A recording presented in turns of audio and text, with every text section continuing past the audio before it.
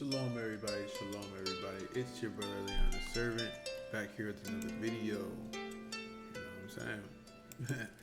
So, I wanted to show you guys some of the content that I'm actually going to be sharing with some of my Patreons this week, dealing with investments and the stock market, into how we're going to grow a portfolio.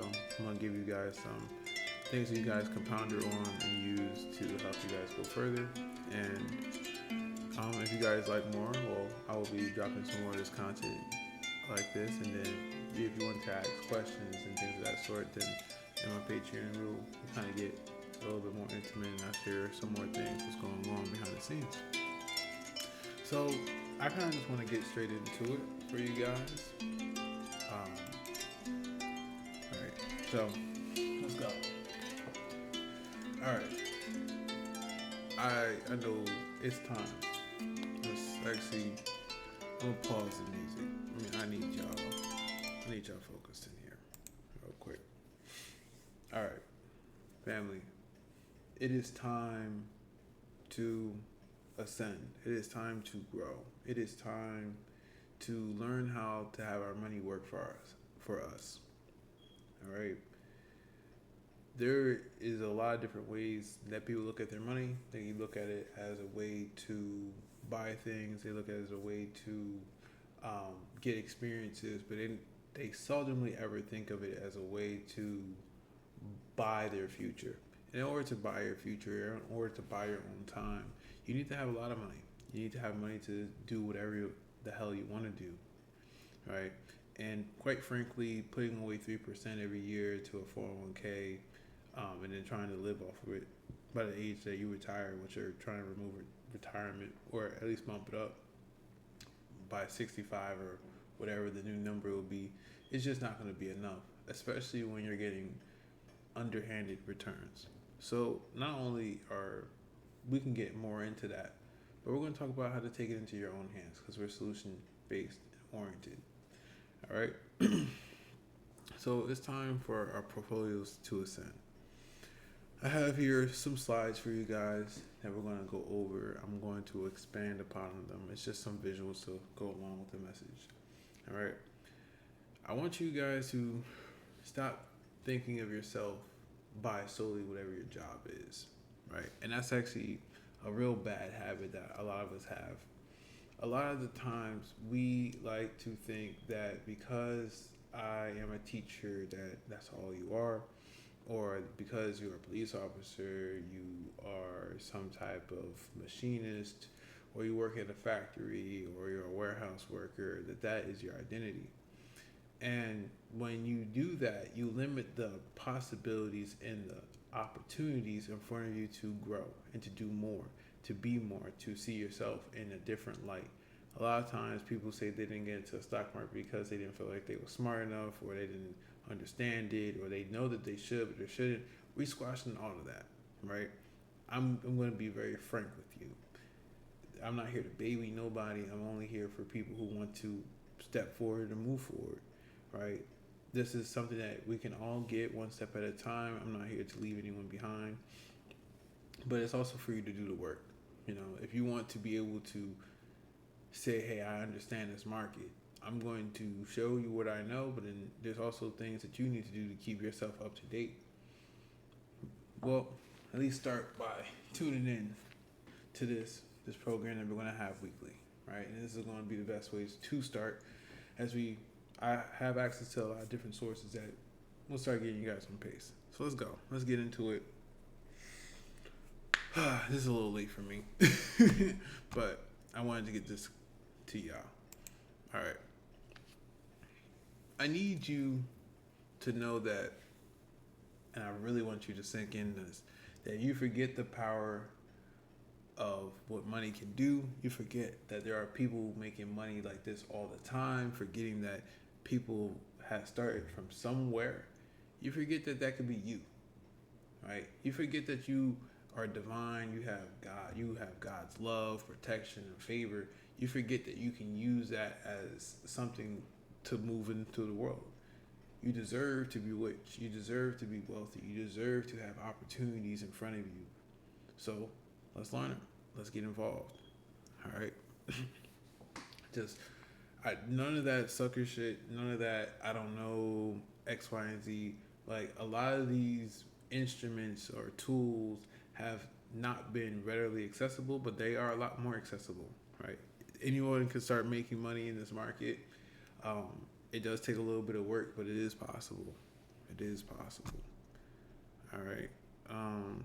Let me bring up this next one. In this, when we think about investing, um, a lot of people think about trading. They think about how to flip money and make money in the next day, right? Or the next few hours, a few minutes. And while we will get into that, a lot of people need to start on the right foundation. I need you to start thinking long term, because then you're going to understand when I say, oh, this is the fifth stage to this plan, or this is the second stage to this plan, then you understand. Know that the stocks that we're trading, some of them have 100-year plans, 200-year plans, how to survive world wars and natural disasters. They are thinking well beyond their own lifetime. And if you're going to be an investor, for you to understand how they are moving money and why they're moving money, you have to be on the same wavelength. It's just that simple. So yes, long term, 50 to 10 years, it's a big gap. But I think it's necessary to facilitate like 10 years and beyond, right? I need you to think like, how is the world going to be 15 years and beyond? And as you start to see that, then in your investing journey, things will make a lot more sense. And then on your trading journey, when we start talking about how certain companies relate to other companies and how you can use that as an advantage, or how that could be a disadvantage for someone else or a different company, by them taking up market share and things of that sort, fundamentals essentially, then you're going to start seeing how this plays out on the day-to-day time scale, right? But seeing the long term, right? Then you have midterm, which is 5 to 2 years. I really want you to understand that building out some of these infrastructures or some of these big phases typically happen in these 5 to 2 year cycle periods, where something is popping, it's booming, it's everything. I want you to think EV back in right before 2020, so like 2017 to 2020. I want you to think GameStop and a lot of meme stocks during 2020 to 2021-ish. I want you to see, but like on a much bigger and grander scale, this AI stuff, right? Technically, if you look at how artificial intelligence, you could say that it's been over, decades of years for this to come into fruition. On the investing side of things, it's been running everything back since I've been tracking the market back since 2022. Once when there's certain shifts that had to be made, right? NVIDIA was picking up steam and these other things. But when you look at these succession plans or infrastructure plans or things of that sort, this was all pre-planned and on schedule, right? And then I want you to think about this 6 to 3 months. So now 6 to 3 months, I want you to think about what price you're going to get in on the stock. I want you to think about, okay, maybe we might do some swing trading. So like I expect to see the stock go up or down for the next couple of weeks or in months because of poor performance. Or I expect the stock to do great for the next couple of weeks and months because their earnings call said that they have guaranteed business for X amount of time, and then we're going to see some of those catalysts come around, or we're getting a Fed cut. And we'll talk about more like how to analyze that type of information. But just saying like those news events is really what affects the 6 to 3 month range, which is going to greatly affect your day-to-day trading. All right. So I wanted to hit that. I think that was pretty good. Right. Now, when we talk about the market, a lot of people know that it. Actually, I thought you were going to assume that. Excuse me, family. It is late. All right, this is me just getting this practice in, um, but also just really sharing everything. Let me take this down real quick, right here. All right, and get let me just get with y'all real quick. So let's talk about some stats, some facts, and things of that sort. I know I haven't really sold anyone on investing and trading, and that's not really what this video is for. This is actually for people who already know this is what they want to get involved into. But let's just talk about some general big picture stats and statistics. Okay, excuse me. When it comes to investing and trading. So on a day-to-day average, the market is up 55% of the time, practically a coin toss, right? On a month-to-month average, it's up 60% of the time, okay? And then on a year-to-year average, it is up 76% of the time. And then on a 10-year basis, so every 10 years, it is up 95% of the time. And then in a 20 period of time, right? So every 20 years you go back, it is up 100%. And what I mean by that is that historically speaking, each one of those periods have done that statistic on being more than when that period started. So from a year-to-year standpoint, at the beginning of the year, you started maybe at $10 and then you went up to $15, right? And that has happened 9 times out of 10. All right, you know what I'm saying? 9.5 if you're going to go for 95%. But talking about 20%, or every 20 years rather, the market has never went down, right? And I can actually show that, and I'll showcase that. Let me bring this up for y'all. We're going to come back over here. I'm going to bring this here. Okay. I know I have some lines on here. We're going to remove these lines for the time being. We'll talk about them. All right. Okay. And then I want a day chart, but just so that we make sure that we see the maximum amount of time to do. Let's do this. Daily interval. 10 years, and let's actually do each one by that's month. Let's do each once a year. So every 20 candles will be a year, and let's go to instead of SPY, let's do XPX to kind of showcase this. All right, so each one is a year. Okay. So 1, 2, 3, 4, 5, 6, 7, 8, 9, 10. You're up. I mean, it opened technically down here. You're up. That's a 10-year period. 1, 2, 3, 4, 5, 6, 7, 8, 9, 10. You're definitely up, right? But you can see how, if we go back 1, 2, 3, 4, technically this was a down year. 1, 2, 3, 4, down year. 1, 2, 3, technically down. 1, 2, 3, 4, technically it closed lower than the year before it. But 1, 2, 3, this was a big drop, right? This was back in 2008, financial crisis.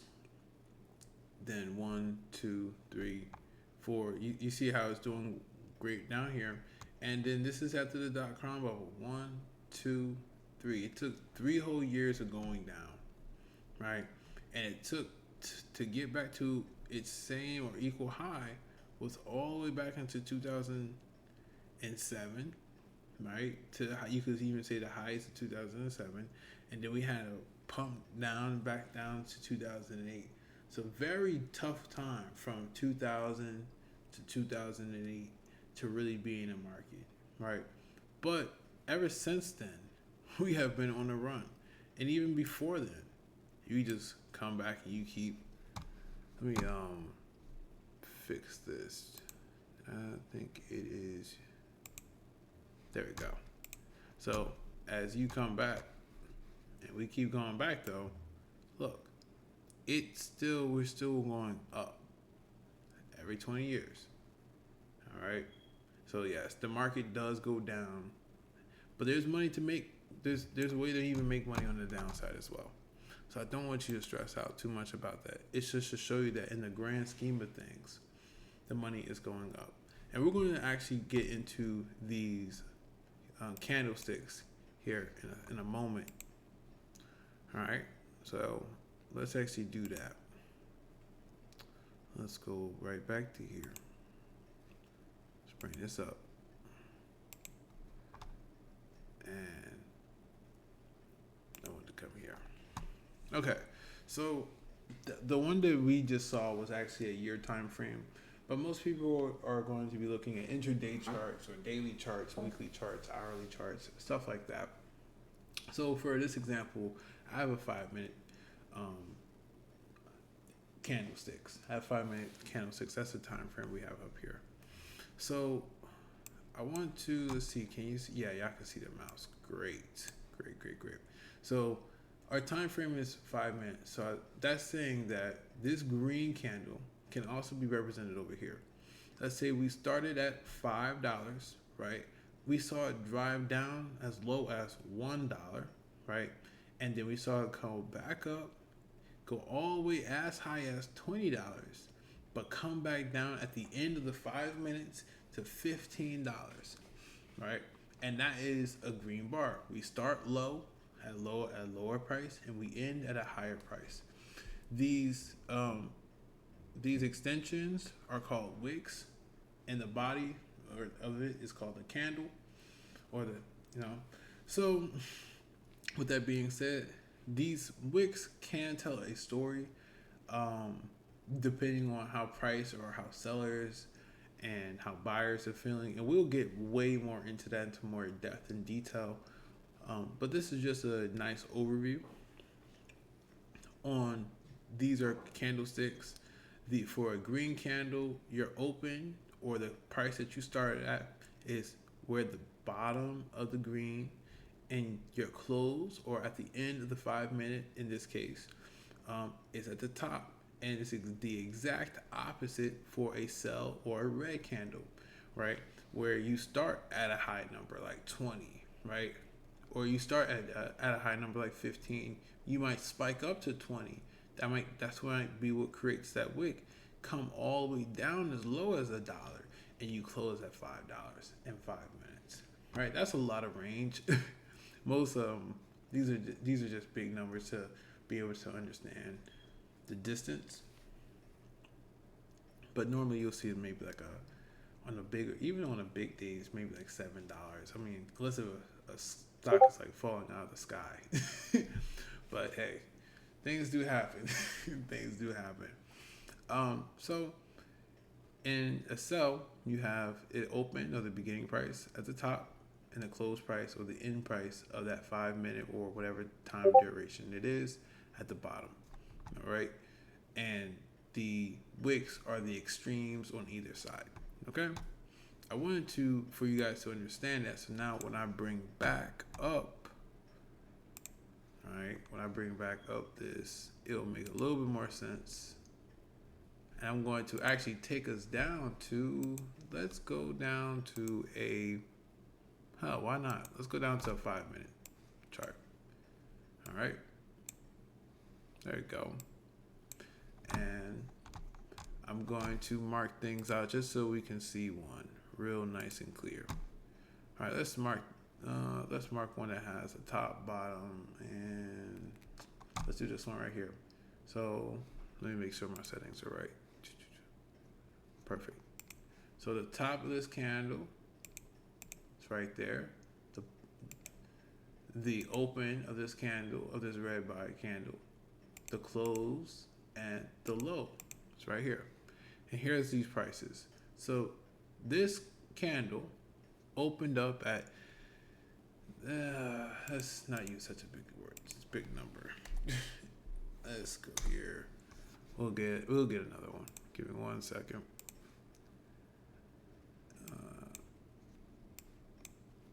we're gonna use this one right here. Just do it all over again.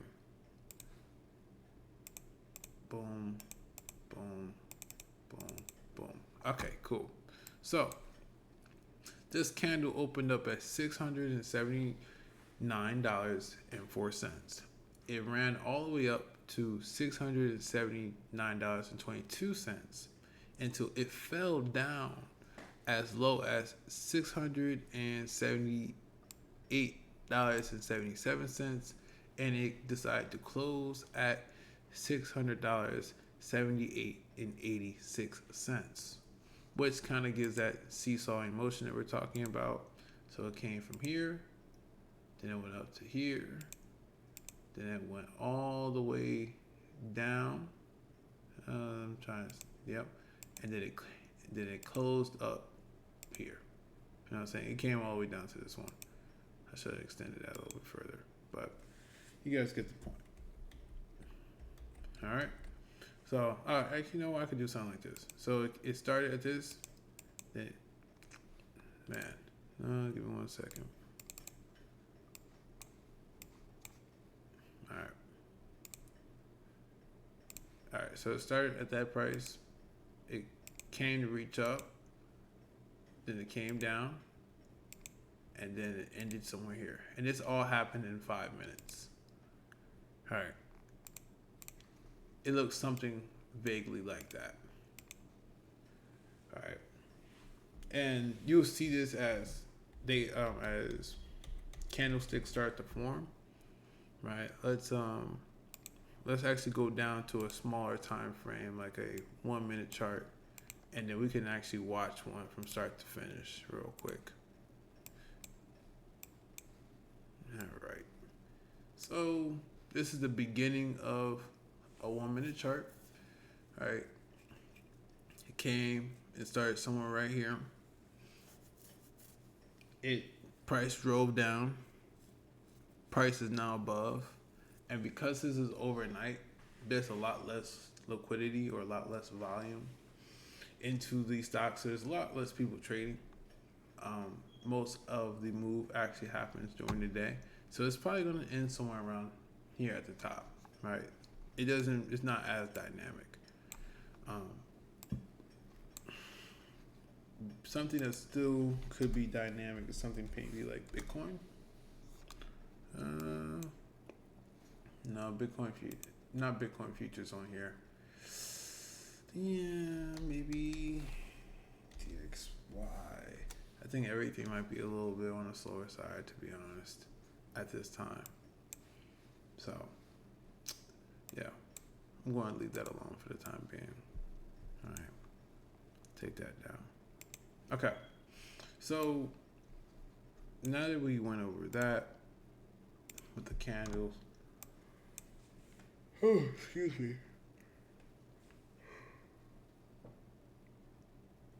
Yeah, I am still a little tired, for sure. All right, I wanted to go over this to get a better understanding. I know we went and we spoke about the candles because I jumped there earlier, but I want you to understand more about this market because the charting part is important, and we'll get a lot more familiar with that, talking about the candles, talking about different patterns, talking about price action and volume and all the different indicators, and we'll get deep into that stuff. But it's really important to understand, what are we interacting with? What is this money printing machine, and how does it work?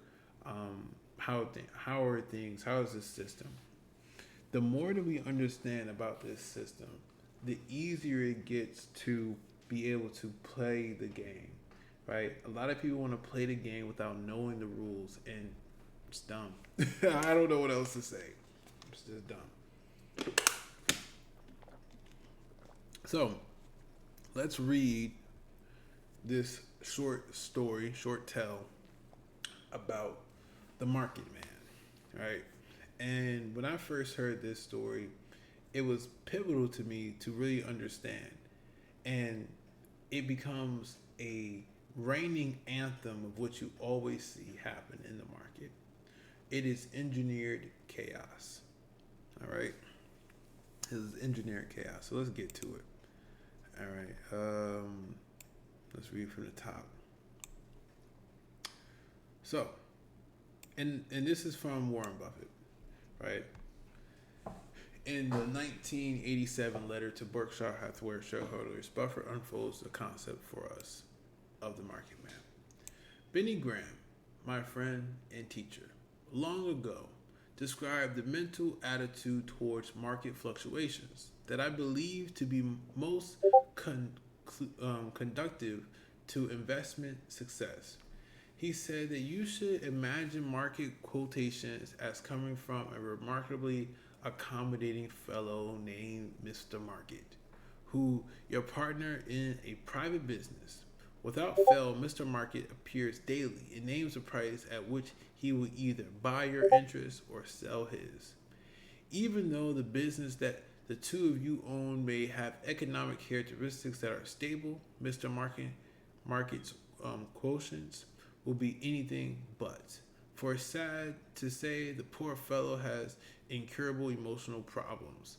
At times he feels euphoric and can see only the favorable factors affecting the business. When that mood, he names a very high buy-sell price because he fears that you will snap up his interest and rob him of immense gains.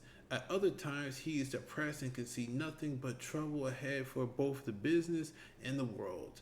And on these occasions, he will name a very low price since he is terrified.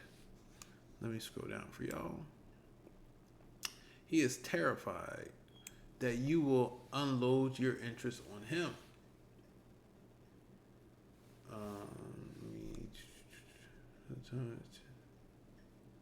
Yep, okay. Mr. Market has another enduring characteristic. He doesn't mind being ignored. If his quotation is uninteresting to you today, he'll be back with a new one tomorrow. Transactions are strictly at your option. Under these conditions, the more manic depressive his behavior, the better for you. But like Cinderella at the ball, you must heed one warning or everything will turn into pumpkins and mice. Mr. Market is there to serve you, not to guide you. It is his pocketbook, not his wisdom, that you will find useful. If he shows up someday in a particularly foolish mood, you are free to either ignore him or to take advantage of him. But it will be disastrous. Let me repeat that. It will be disastrous if you fall under his influence. Indeed, if you aren't certain that you understand and can value your business far better than Mr. Market, you don't belong in the game. As they say in poker, if you've been in the game 30 minutes and you don't know who the pansy or the fool is, you're the pansy, right? Ben's Mr. Market analogy may seem out of date in today's investment world, and most professionals and academics talk of efficient markets, dynamic hedging, and betas. Their interest in such matters is understandable, since techniques shrouded in mystery clearly have value to the purveyor of investment advice. After all, which doctor has ever achieved fame and fortune by simply advising to take 2 aspirins? The value of market astorcia is to the consumer of investment advice is a different story. In my opinion, investment success will not be produced by a current formulate, computer programs, or signals flashed by the price behavior of stocks and markets. Rather, an investor will be coupling good business judgment with the ability to insulate his thoughts and behavior from the super contagious emotions that swirl about the marketplace. In my own efforts to stay insulated, I have found it highly useful to keep Mr. Ben's market concept firmly in mind. All right. So I just want you to keep that in mind. All right. This market, wrong thing. This market is going to do a whole bunch all the time. It's going to go up, it's going to go down, it's going to go sideways.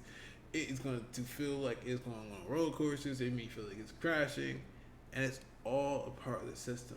And a lot of times, this gets people wrapped up, and this is why day trading can seem so fun or so terrifying. Why you can seem like you feel like there's so many opportunities to make money, and why you always lose money, right?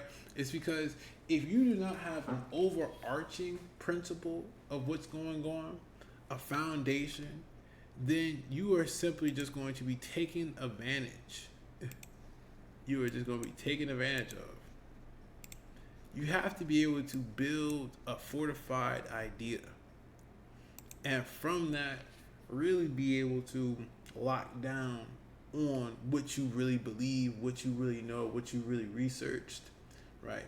And then seeing that there can be flexibility in that idea, right? And sticking to it.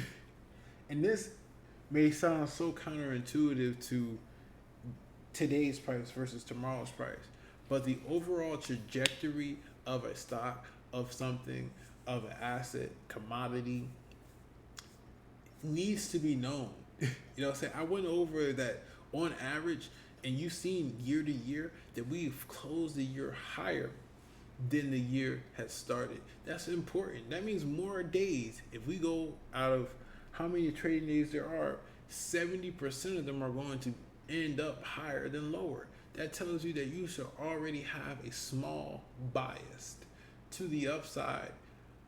You get what I'm saying? Now, I'm not saying that means that you should only go up. Obviously, there's still times that it goes down, and it doesn't mean it goes straight up. That's something else to consider, right? Something else to really consider. And all these things is not to say don't invest. It's simply to say that I have seen people who think that once when you start, everything just goes straight up, or everything goes straight down. Like there's no way to tell, there's no way to really get involved. And that's when we start taking these things step by step. We start going over the theories of the market. We start going over the fundamentals and the mechanics and the story that's given. And it's not hard. You're just uninformed. It's not long. You just don't listen. Right? These things were not on my timeline 10 years ago. These things were not on my timeline 7 years ago. I found this information, and then I've been seeking it out day and night, right? To be able to curate success in the market, to be able to curate this understanding of what's going on day to day, how I'm able to make $600, $300, pay rent with this money, with options, and how I'm building up this portfolio, this empire for my family, for my child, for myself, to not work these corporate jobs every day. You know, it takes a little bit of time, but it's not rocket science. It's not. So this is where I wanted to go further, right? Now it's time to start cracking open the notebooks. Oh, excuse me, family. Sorry. I might have to take it down. But this is where we will start cracking open the notebooks and getting a little bit deeper into the current analysis of what's going on. I need you to start to know what the story of the market is going. Because just like what we talked about, Mr. Market Man, what is Mr. Market Man basing his emotions off of today, right? What is making him happy? What is making him sad? What is making him enthusiastic, right? This is going to start showing you when we start seeing those rips in the market, why they are happening, right? It's the sentiment change. Why did the sentiment change? What's the news event, right? What price, asymmetrical price setup did we get, right? What liquidity zone and supply and demand, support and resistance are we at on the chart? The charts tell us a lot because there's inside buyers who know where things are coming ahead. They're positioning their money. And sometimes the charts reveal what's going to happen before the news. But then the news can tell you how long lasting those things can happen in the chart. right? Then we have earnings reports and stuff of that sort. Like, yo, we can get deep. Like, there is so much money to be made. There's money to be made. Okay. All right. So, and that's just a start. All right, guys. Like I said, this is just the tip of the iceberg of what we're talking about. You guys see that we got the presentations coming together. We got the stories, the quotes, and we're going to bring up the charts. We're going to get technical, and we're going to get to this piece by piece. We're going to talk about percentages. We're going to talk about how much you need to make through day trading and swing trading to not have to work anymore, and really breaking down what is your freedom number, how to set up your strategy, right? But it all starts with a worthy foundation. And that's what I found, right? I haven't found too much sustained success without reinforcing these other things going on and relearning, right? And I want to take you guys on a journey, right? That's something that I also wanted to leave you guys off with. Starting next week, we're going to make 20% in a portfolio, right? We're going to take a small amount. We're going to take something as small as $50, and I want to show you how to make 20% off of that. And then we're going to see how far 20% can take you. All right. It's just to show you that these simple principles that we're going to be going over really do work. You just have to be willing to submit yourself to the process. Take some time, not to be overly eager, and be overly emotional. Let the market tell you what you already know to be wrong. All right. So I hope you guys are looking forward to the challenge. The Patreon will be in the description if you guys want to tap into the next parts of this, where we go even further and deeper into the charting analysis, and we'll keep going forward. And if you stay on YouTube, I appreciate everything. I'll be back to the regular schedule. Just, it's a lot. We'll have some more of these other snippets that I can give you guys. I'll talk about more prices, and more about the portfolio and the challenge on YouTube. All right. With that being said, family, shalom and peace.